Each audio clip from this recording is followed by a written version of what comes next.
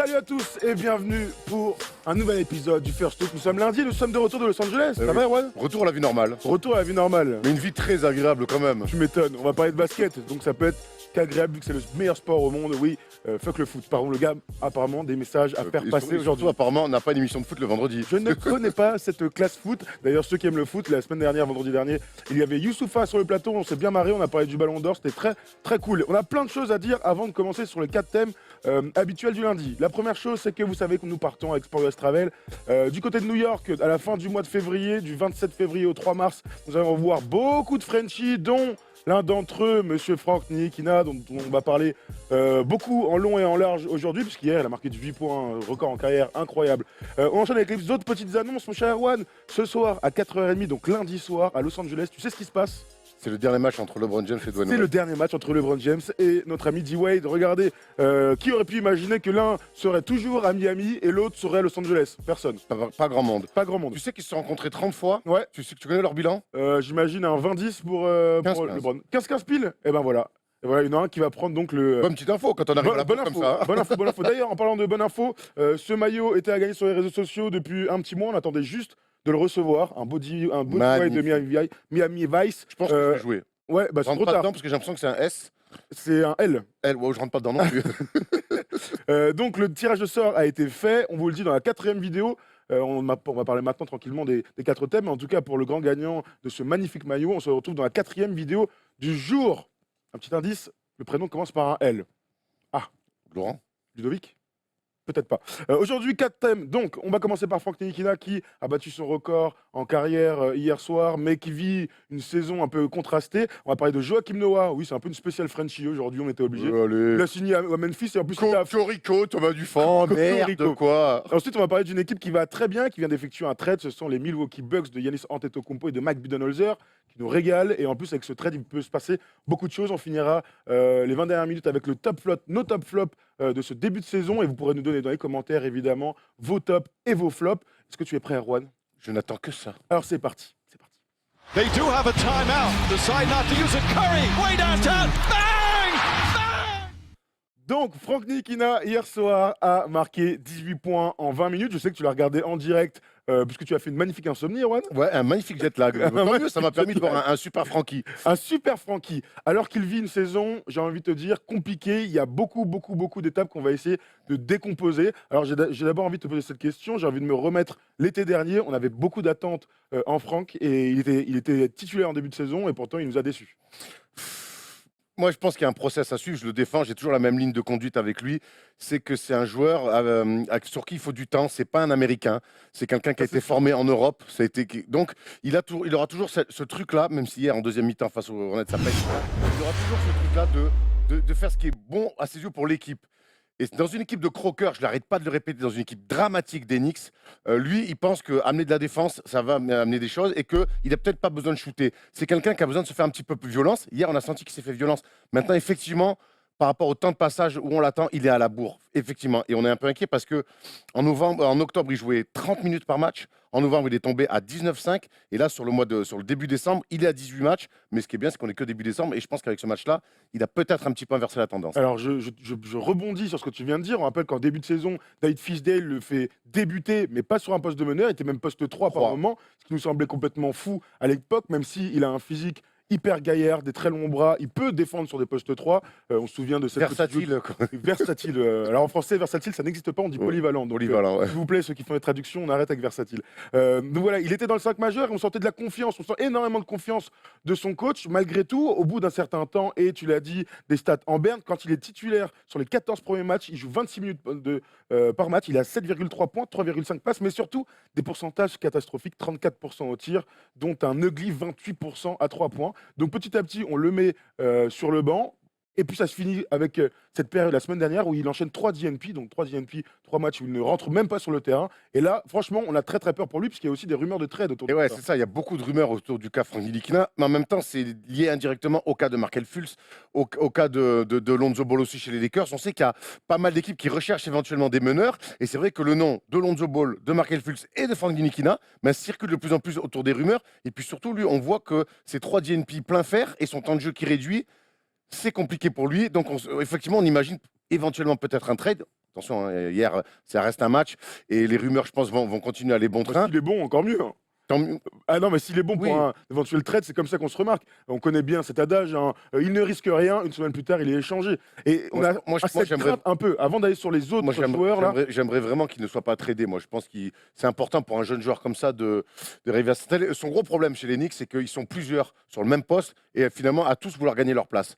Tu vois, entre Alonso Trier, on y est comme ça là. Ah vas-y, non, mais vas-y mon grand, vas-y mon Polo, envoie nos amis qui lui grattent des minutes forcément, hein, puisque c'est la NBA et que c'est très concurrentiel. Donc Emmanuel Moody a été remis dans le 5 majeur, alors qu'il était perdu. Il était complètement perdu. Ça va un peu mieux, même si c'est pas l'assurance tout risque. Très Burke dans un profil là pour le coup de croqueur, mais c'est son style de jeu, on peut pas lui en vouloir. S'il est sur le terrain, Trey Burke, c'est pas pour défendre, c'est pour mettre des paniers.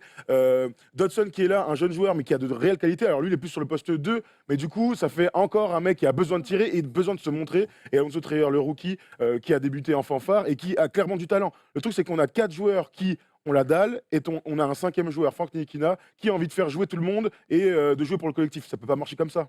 Moi, j'ai toujours dit que son profil de fort défenseur pour le collectif, c'était un plus pour cette équipe remplie de croqueurs, sachant que le leader d'attaque de cette équipe est le plus grand croqueur, et je le dis aujourd'hui, je déteste Tim Hardaway Jr. Hier, encore une fois, j'ai trouvé son attitude minable. Ouais, je sais pas, je trouve dur. Oui, peut-être, je le déteste en tout cas vraiment, parce que de toute façon, c'est un mec là pour ses stats, mais on n'est pas là pour débattre de lui. Donc, il y a beaucoup de mecs qui aiment la gonfle. Je ne parle pas d'Enes Kanter sur un poste intérieur aussi. Donc, je le répète, c'est bien d'avoir quand même un mec capable de pouvoir mettre des stops défensifs dans cette équipe. Hier, ils sont quand même à moins 25 à la mi-temps. Le match, il est plié au bout de 2 quarts-temps. Il leur manque Porzingis, c'est une petite équipe. C'est une très Ça, on le découvre pas maintenant. On le découvre pas maintenant. C'est une très petite équipe. Et c'est vrai que la malchance de Franck un petit peu là-dessus, c'est d'avoir énormément de concurrence sur un poste 1-2. Clairement. Mais en fait, moi, ce qui me pose problème avec Frank Ntilikina, et je te le dis ouvertement, je comprends complètement le profil et j'aime sa maturité. D'ailleurs, son coach aussi, dans les déclarations après les DNP, dit moi, j'ai entièrement confiance en lui et je sais qu'il est assez fort pour rebondir. Tu as peut-être la petite décla, mon cher Polo, à nous envoyer. N'hésite pas. Voilà, David Fizdale, donc le coach. D'autres de nos joueurs ont connu ça cette saison et ils en sont revenus plus forts. La façon dont Franck gère cela est exceptionnel. Quand il reviendra, il sera prêt. J'ai lu aussi pas mal d'interviews que Franck a donné ces derniers temps dans les médias et il disait que c'est pas la première fois de sa vie qu'il vivait ça. Quand il était à Strasbourg, très jeune, et ben il avait par moment été mis à l'écart, il avait moins de temps de jeu. Ça fait partie de l'apprentissage d'un jeune joueur. Moi, je l'entends complètement. Mais on revient toujours à ses défauts et ses défauts, ils sont mentaux. C'est dur de. Ma phrase est horrible. Psychologique. C'est-à-dire que mine de rien, je reconnais ses grandes qualités défenseurs. C'est un défenseur d'élite déjà. Et d'ailleurs, hier, par moment, Tony Parker, qui est très fort en début de match, eh bien, tu sens qu'il y a un gars en face qui peut arrêter un gars qui est normalement inarrêtable. Je reconnais son envie de faire briller les autres autour de lui. Il a vraiment ça en lui, c'est cool. Sauf que la NBA, ça ne peut pas être ça. Ça ne peut pas être que ça. Et là, je te rejoins complètement. Et hier, il s'est passé quelque chose. Hier, dans l'attitude, alors attention, non, mais tu as raison. Remettons les choses dans le contexte. Hier, le match, à la mi-temps, il est plié. C'est d'abord la French Night. Voilà. La French Heritage Night. C'était très cool d'ailleurs, cette image de fin avec Batou. Ndoula. Ouais, bon, ça, c'était moins cool. Mais Peggy Ndoula, Rosta, il a joué en MLS à New York avec Thierry Henry. Il m'a jamais fait oublier DJ Drogba. Tu m'étonnes. Et même s'il fait une bonne saison. Hein, oui, c'est vrai. Au PSG, il peut pas mal. Hein. Regarde, d'ailleurs, les images, elles sont là. Et quand il rentre en deuxième mi-temps, je pense qu'il y a quelque chose. Il sort pas de 3 DNP, mais de 3 DNP et d'un match où il met 7 points avec les Nets. Et il se dit, hier, j'ai eu l'impression qu'il y a eu dans sa tête, il y a eu quelque chose de j'ai plus rien à perdre. Et son premier panier, d'ailleurs, il y a quelque chose, tu sens qu'il se passe quelque chose. C'est une espèce de skip pass, il fait pump fake, dribble dans le dos, très lourd, shoot, limite fait de way, je me fais. Et là, je suis devant mon écran, je fais waouh. C'est Franck Ntilikina ou c'est. Du coup, je fais waouh, ok. Après, il remet un 3 points. Et honnêtement, hier, j'étais devant mon écran. Je te jure que dès qu'il marquait, alors que le match était tout claqué, je faisais ouais, il shootait, tu sais, pendant la trajectoire du match, je faisais yeah, comme ça. Alors que j'étais content pour lui. Oui, j'étais vraiment content pour lui parce que on oublie trop que Franck Ntilikina a mis des cartons en jeune et que c'est un mec qui peut marquer des points. Et le problème, c'est que je vous le dis à vous face à la caméra, mais lui aussi, il doit se le dire et se le répéter. Franck Ntilikina, c'est pas Emric Janot. Tu vois ce que je veux te dire? Non, je te confirme. Franck Ntilikina, oui, c'est vrai. Mais Franck Ntilikina est capable de mettre des points. Et hier, on l'a encore vu parce que même si le match est plié, il prend des tirs, il est relaxé. On sent qu'il est là en mode je me prends plus la tête. Je réfléchis beaucoup moins. Je suis un petit peu moins cérébral que je suis depuis le début de saison. Et ça marche. Et ça marche. Et il ramène un peu son équipe. Les Hornets n'ont jamais eu peur. Mais il les ramène. Le Garden, il fait lever le Garden, il est ovationné quand il sort pour 6 fautes derrière les arbitres, bande de gros bâtards. Il prend une faute offensive. Les kata. C'est LeBron, et ben c'est One. Et derrière, il y a une faute honteuse sur Tony Park. Bref, horrible les arbitres, mais il sort, il est ovationné. Derrière, Fisdale s'énerve et le défend. Mais c'est fou. Maintenant, Franck, ce qu'il va falloir qu'il fasse, c'est qu'il récupère des minutes qu'il a perdues et surtout qu'il arrête de faire des matchs blancs. Ce que j'appelle blanc, c'est. Il a fait un match à 0 points, on s'en souvient. Ouais, 0 points, 0 rebond. Il peut plus faire ça. Il ne peut plus faire ça. Et je te rejoins complètement. Hier, il y a eu En fait, il y a eu les deux Nikina. Il y a le Nikina qu'on connaît depuis le début de saison, cette première mi-temps où, justement, il est à 0-0-0-0 alors qu'il joue une petite dizaine de minutes. On peut plus, enfin, on doit attendre beaucoup plus de lui. Et lui, surtout, il doit être. Il ne peut plus avoir cet état d'esprit à se dire bon, bah, je défends, ça suffit, ça peut pas suffire. Et il y a ce petit truc de déclic. C'est vrai qu'il met son premier panier et derrière, putain, il se dit vas-y, je m'en bats les couilles. Allez, je m'en bats les couilles, je vais montrer. Et David Fisdale le dit. Il dit ça y est, il a joué. Enfin, c'est comme ça que j'ai envie de le voir jouer, c'est-à-dire relâché, c'est-à-dire conquérant aussi, parce que c'est des tirs difficiles, mais des tirs qu'il prend avec de l'attention. Et pas genre je subis mon tir. Ça, c'est peut-être le pire truc qui puisse lui arriver. C'est shooter contre nature, quoi. C'est ça, exactement, alors que c'est un bon shooter. Alors, on souhaite que ce soit un déclic, que derrière, il puisse surfer sur ses bonnes performances, que derrière, le coach continue à le faire jouer et tout ça. C'est possible, mais il est très possible aussi qu'au prochain match, il soit encore à 5 points, à 2 rebonds, à 2 passes. Et la grosse évolution qu'il doit faire. Parce qu'hier, il met dedans. Il est à 4 sur 4 à 3 points, il est à droit à mi-distance. Donc dès que tu es à droit, voilà. Je vais arriver. Dès que tu es à droit, forcément tu marques des points et tu as des bons soirs. Mais quand tu es dans des mauvais soirs, qu'est-ce qui fait que tu arrives à avoir des stats? Demande à Arden, hein, les lancers francs. Demande à LeBron James, quand les mecs sont dans des mauvais soirs d'adresse, qu'est-ce qu'ils font? Ils vont sur la ligne. Et hier, Franck Ntilikina, c'est 7 sur 11 au tir, c'est 4 sur 4 à 3 points, mais c'est 0 lancer franc tenté. Alors, on a dit que l'arbitre, à un moment donné, il met un N1 très. J'aime bien quand il va réduire la distance. Je sais plus, je crois que c'est sur Kaminski. Il met le N1. Normalement, il y a N1. Il faut arrêter de siffler de la merde. Donc, on veut plus le voir aussi comme ça. C'est quand même un physique, des longs bras. Il est costaud en plus. Il s'est vachement étoffé cet été. Vraiment, son évolution aussi là-dessus, c'est d'aller un petit peu plus sur la ligne. C'est pas juste d'être à droite à 3 points. On sait que l'adresse est fluctuant. Par contre, va provoquer un peu plus. Slash, va mettre des lay-ups et va provoquer des fautes pour être sur la ligne. Alors, avant de parler d'un éventuel transfert, je regarde vos commentaires. Vous êtes très nombreux en direct. Il y a Zebra643 qui me dit Franck, dans l'attitude, il est toujours bon, mais si t'es pas agressif, t'es pas respecté dans cette ligue. Et là, on te rejoint complètement. Et le problème dans cette équipe, c'est que Franck, c'est le seul mec qui veut aider le collectif en faisant tourner le ballon pour les croqueurs. Le problème, c'est que dans les équipes de merde, tu peux pas avoir cette attitude-là, d'après moi. C'est-à-dire que dans un projet à moyen terme, je pense qu'il a tout à fait sa place dans n'importe quelle équipe, même si c'était aux Warriors, par exemple. Sauf qu'aujourd'hui, dans des équipes de naze, il faut savoir se montrer. Si tu ne gagnes pas, fais au moins des stats. On est d'accord? Ah, mais je suis complètement d'accord avec ça. Sans dire de tourner à 15 points par match, c'est très dur et je lis dans les commentaires, c'est pas le meilleur contexte avec lui, c'est pas le meilleur contexte pour lui parce que c'est une équipe de croqueurs. Je le dis depuis le début de l'année, moi ces Knicks-là me dépriment au plus haut point. C'est comme rarement les Knicks m'ont déprimé. Maintenant, tu peux pas associer équipe de merde et stats kata. Non, ça fait trop d'excuses, tu vois ce que je veux dire? Donc c'est pour ça qu'il doit absolument tourner entre 8 et 10 points par match, aller sur la ligne, forcer. Il doit avoir cet état d'esprit. Ok, le match est plié comme hier, mais moi je dois aller marquer des points. Et hier, dans la manière. Parce que plus que dans les stats, dans la manière, il y a eu quelque chose. Et puis on sent que ses coéquipiers sont contents pour lui, on sent que c'est le chouchou du Garden. Et ça, mine de rien, à New York, ça compte aussi. Complètement. Je continue à regarder quelques commentaires. Pardon, je ne te regardais pas, Erwan. J'essaie d'en trouver parce que j'en vois passer. Il y avait cette petite question de Litozoué. Erwan, d'après toi, quel est le plafond de Franck Ntilikina? Est-ce que c'est un Pat Beverley, un Jeff Teague, un George Hill? J'aime bien les comparaisons. Jeff Teague est quand même meilleur attaquant, je pense. Pour l'instant, en tout cas. Pour l'instant, en tout cas. Jeff Teague aussi, je te confirme. Après, j'aime bien le profil George Hill, même si on va en parler tout à l'heure et que ça me. Au bout d'un moment, il a fait une carrière à George Hill. Oui. Non, mais c'est très bien. Ah oui. Mais ouais, George Hill, le profil est bien, grand meneur. Bon défenseur, capable de tout faire sur un terrain. Je pense que oui, c'est peut-être le profil sur lequel Pat Beverley est vraiment un spécialiste défensif du poste. Un vrai chien qu'on lâche comme ça, capable de mettre des paniers, super joueur, mais qui est vraiment dans un profil d'abord défensif. Donc on espère qu'il va le mieux que ça, notre ami vieux Franck. C'est ça que je veux dire. Pareil, tu me dis, s'il fait une carrière à la George Hill, c'est bien. S'il fait une carrière à la Pat Beverley, c'est pas dégueulasse non plus. Ouais, mais donc ça veut dire que c'est un homme de profil, alors que George Hill, c'est un titulaire de NBA. Il y a quand même une énorme différence entre les deux. Pat Beverley a été titulaire sur des saisons. Je te dis pas le contraire. Je te dis que Pat Beverley, je peux te retrouver 20 meneurs plus forts que lui. George Hill, peut-être pas. Physiologiquement, il se rapproche d'un George Hill. Maintenant, après, dans les impacts du jeu, non, moi j'aime bien la comparaison avec George Hill, vraiment. Ok, très bien. Admettons que les Knicks décident de l'envoyer quelque part, le trade, parce qu'ils ne comptent plus sur lui, ou ils peuvent récupérer mieux en échange, parce qu'il y a mieux en NBA aujourd'hui. Est-ce que tu vois une franchise, une ville, une situation dans laquelle il pourrait s'épanouir? Je lis dans les commentaires Orlando. Mais Orlando, pareil, moi je trouvais que pour tous ces jeunes meneurs, tu vois, on a cité Ball, Fultz et Nilikina.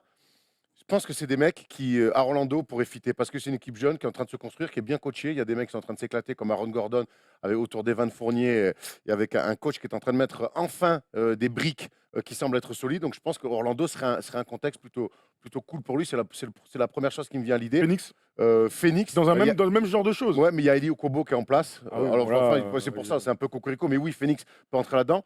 Moi, j'aime bien l'idée de Chicago aussi. Chris Dunn est beaucoup blessé. Ça va revenir, là. Ouais, il va revenir, mais il est beaucoup blessé. Et pourquoi pas, il y a un vrai spot à peut-être aller récupérer à Chicago. On imagine qu'il pourrait y avoir un échange. Voilà, à Chicago, même si Chris Dunn a fait des bonnes choses, pour moi, il est beaucoup trop blessé. Il y a le petit Italien, j'arrive jamais à prononcer, Alors du coup, là, il y a un qui est truc qui là-bas, me- mais je pense qu'il y il a y a un un vrai truc qui me spot à saute prendre. aux yeux dans les 3 destinations qui sont proposées, c'est qu'on ne parle que d'équipes qui ont de la place et qui ne jouent rien. Parce que moi, plus ça va, plus je me dis que Frank Ntilikina est le prototype de joueur qu'il faut bombarder dans les très fortes équipes, dans les équipes de play-off, où tu vas pas lui demander de scorer 15 à 20 points. Alors, peut-être que c'est pour son développement personnel, d'un point de vue des stades, de son aura, peut-être que ce sera pas ce qu'il y a de mieux, mais je pense que c'est le prototype de joueur qui peut taffer dans les bonnes équipes en étant 6e, 7e homme. Et là, je vois des commentaires sur Boston. Tu vois, c'est pas voilà, backup de Kyrie Irving à Boston. Exactement ce genre de choses. Oui, bon, backup de Kyrie Irving à Boston, c'est quand même des spots de choix, effectivement. Ouais, C'est mais pas- ça marche pour toutes les grosses éques, je te parle. Moi, Je crois que c'est j'ai ça envie son de- rôle. d'abord envie- C'est pour moi trop tôt encore pour lui. C'est que sa 2e saison Ah ouais. pour lui dire, ok, ton rôle il sera là. Tu seras qu'un mec de le second unit. Moi, j'ai d'abord envie Je que crois vraiment. ouais, moi j'ai vraiment de l'espoir. Ce mec-là, il y a un truc spécial. Alors, ça va mettre certainement du temps. Tout le monde n'est pas Luka Doncic. Je te confirme. Voilà, tu vois ce que je veux dire. Mais moi, je crois qu'il a le physique, il a l'intelligence de jeu, il a la bonne attitude, je crois. Parce que mine de rien, on n'en a pas beaucoup parlé dans ce débat-là aussi. C'est que ça a été dur. Il y a des rumeurs de transfert pour lui. Il a que 20 ans. Il a géré ça de la meilleure Ouais, des manières. je Et te c'est ce le que dis. disait, et c'est ce que disait Ouais, Fizdale. bien sûr, je te le Donc, je crois qu'il a vraiment la tête sur les épaules. Maintenant, il apprend de la plus dure des manières, j'ai l'impression, dans une équipe de merde, avec des DNP par moment. C'est assez up and down. Mais en tout cas, Garde le cap, garde le cap. le voir être capable de saisir cette chance-là, moi, comme hier, ça m'a rassuré. Honnêtement, on en avait parlé quand on avait fait le Tour des Français. J'étais optimiste. Et juste derrière, il a commencé à rentrer dans sa période compliquée. Je suis très content de le revoir mettre des cartons comme hier avec un 18 points. Carton, je m'entends. Mais à refaire, c'est la 6e fois de la saison ou 7e fois Points. qu'il dépasse la barre des 14 points. Il faut Pas que ce mal. soit un peu plus régulier. Très Voilà. bien. Je regarde un commentaire. Alors, sur le foot, ceux qui n'aiment pas le foot, je suis désolé, mais c'est intéressant. Il est passé un peu vite, mais je vais pouvoir le relire sur l'ordinateur. Attends. À titre de comparaison, nous dit Golden Boot, Nikina peut devenir le Matuidi du basket et tout le monde attend de lui d'être le nouvel Mbappé. C'est bien, elle est bien la Tu vois, c'est une comparaison. bonne comparaison. C'est une très bonne comparaison. Voilà. Puis Mbappé, il est déjà parmi le top 5 mondial. Donc, Absolument. Absolument. Moi, le dernier truc que j'aimerais dire, et je l'ai dit sur les trucs de français, moi, je suis vraiment déjà résigné et maintenant, j'attends d'être surpris. C'est-à-dire que j'ai vu plein de choses de lui qui m'ont fait entrevoir un certain potentiel. Le problème, c'est que ça fait déjà 1 an et demi qu'on voit un état d'esprit qui ne peut pas coller avec le très très haut niveau de la NBA. après, on va voir ce qui va se passer dans les prochaines semaines, ce que vont Absolument. faire les Knicks avec Frank Ntilikina. Moi, j'ai quand même l'impression, quand je vois la réaction du public hier, quand je vois le coach qui le défend quand il prend sa 6e. Mais il est aimé, il est Quand je adoré, vois- bien sûr. Ouais, il est aimé, mais je crois Super. qu'on a confiance en lui quelque part aussi. Et quelque part, le bencher, c'était pas en mode je compte plus sur toi, c'était bon, il va falloir que tu comprennes un peu la vie. Voilà. J'espère en tout cas que ça. Moi, j'y crois parce que déjà, New York, c'est mon équipe de cœur et j'ai envie de voir un Français briller là-bas. C'est un petit peu subjectif, mais voilà. Très bien. On a fait le tour sur Frank Ntilikina. Vous nous dites dans les commentaires sur YouTube ce que vous en pensez. Est-ce qu'il va bouger? Est-ce qu'il va taffer? Est-ce que ce sera la superstar, le nouveau Patty Wing de New York? Rien à voir. Donc, lendemain de Frank Ntilikina qui met 18 points, il n'y a pas eu un Francky c'est bon. Ça dort en régie, hein, je suis désolé. Hein. Non, on met pas de Francky, c'est bon ici. Oh, si, On se tient un désolé. peu. Ah bon, depuis Alors, quand moi, non, oui, on se tient, on essaye en tout cas. On Moi, enchaîne. samedi soir, je t'ai vu te déhancher sur Francky c'est bon. Hein. Ouais, c'est la famille, mais que de 2 à 3. Hein. Et au Divan du Monde, on embrasse Guigui, le meilleur DJ de tout Paris. On enchaîne avec de un loin. autre, oui, de loin. Il a fait un enchaînement. Céline Dion Bouba, je te jure que je l'ai encore là. Je me dis comment il a fait, Ça il est marche. incroyable. Et ça marche. Et ça marche, et ça marche. On enchaîne avec un autre français, chers amis, puisque Joachim Noah est désormais un Grizzly. Incroyable.